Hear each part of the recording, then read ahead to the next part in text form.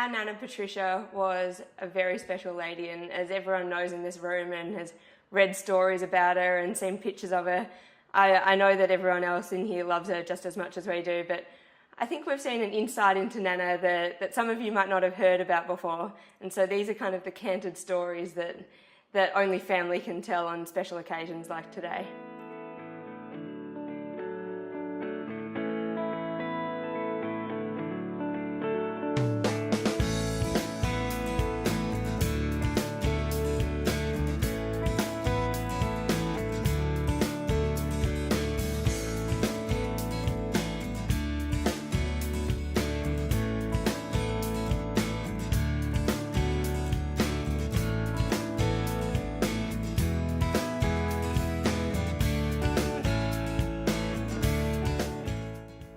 This year's very exciting for us because it's the first time that we are actually releasing the Patricia wines on the day that Patricia celebrated her birthday, which is actually St. Patrick's Day. After Patricia, Nana, passed away, we actually found her birth certificate and found out that it was actually just a story that her birthday was on St. Patrick's Day. Her very Irish parents had always celebrated it on this day when her birthday was really the day after. Okay, well, Brown Brothers as a family business has grown a lot over the years, and thinking back to some of those earlier years when the company was much smaller than it was today, my mother, Pat, was really the, almost you could say she was the managing director, because she actually was always behind the scenes, but she actually kept the business really going.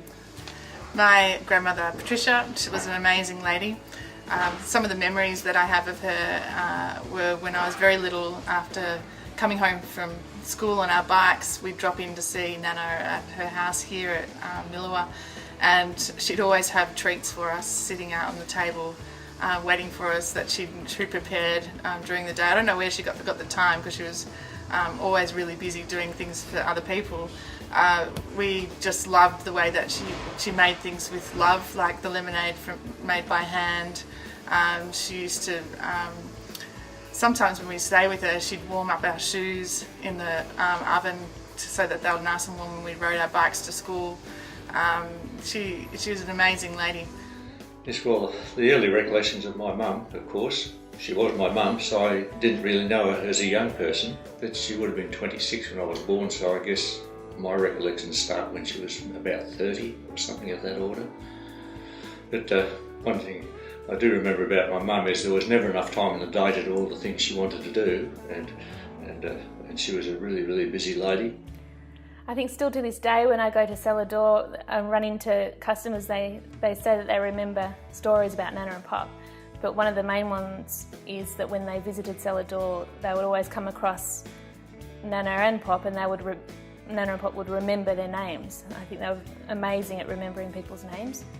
Never forgot a person or a name, and even in the street, wherever they went and someone said hello, they always remembered their name, which was really impressive. I'm not so good at that, so I don't think I got those genes, but it was an amazing thing, and I think that's why a lot of people remembered them and loved them also. At Brown Brothers, we've now got a fabulous wine and food centre called the Epicurean Centre, and most people have forgotten that the concept of the Epicurean Centre was really my mother's influence. My mother was one of those home cooks. She never ever called herself a chef, but a home cook, and she used to extract more flavour out of food than anybody I know.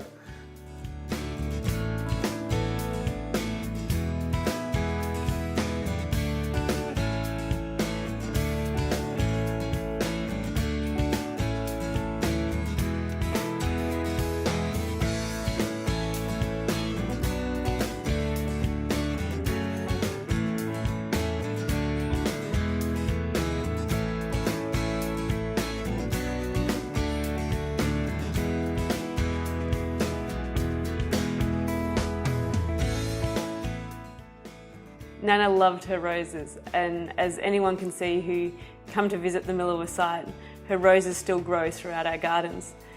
Every day Nana would go into her garden around Millawa and also our house in Oxley that she lived in later in life, and she'd collect roses and bring them into the office. She'd always do this before anyone else got in, so each day people would walk into the office and have fresh flowers throughout. Nana would also re-gift a lot of presents, and you could tell that she was re-gifting presents when you'd receive this box of chocolates that were all white, and they definitely weren't supposed to be white chocolate. But she'd love to re-gift, and she'd appreciate every gift that she'd get so much that she'd have to pass it on to someone else.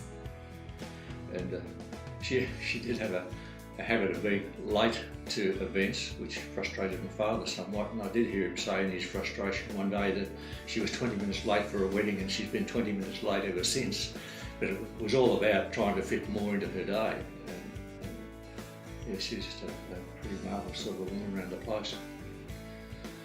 I had the job of going to my mother and saying, Pat, would that be okay if we use your name on this new range of wines we're making? Of course, she was overwhelmed. She burst into tears and said, Ross, that's fine, but they better be bloody good.